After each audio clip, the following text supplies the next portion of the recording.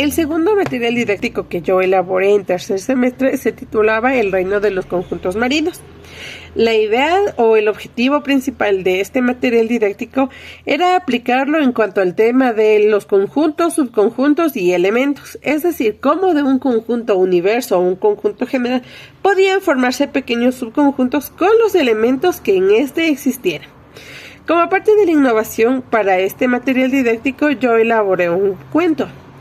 En este cuento vamos a poder notar cómo de un conjunto universo se pueden formar pequeños subconjuntos.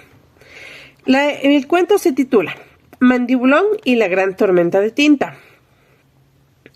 Cuenta la historia que bajo el mar había un reino sin igual, lleno de color y de criaturas a montón. El gran reino era gobernado por un amable tiburón llamado Mandibulón. Todos vivían contentos en el arrecife del color, donde habitaban peces brillantes, tortugas marineras, pulpos curiosos, caballitos de mar y muchos otros habitantes del océano.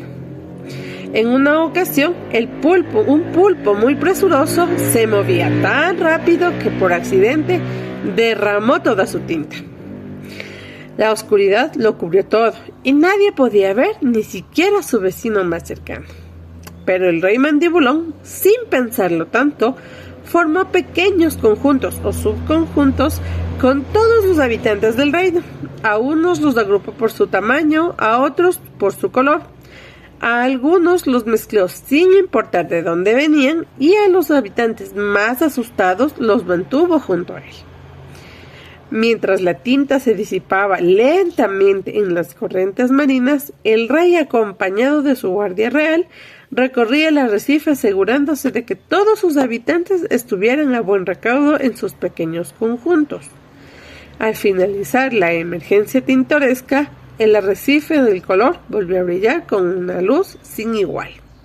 Como podemos notar, el arrecife del color o el reino del arrecife del color es el conjunto general o el conjunto universo, y los pequeños conjuntos que el rey Mandibulón formó son los subconjuntos y los elementos.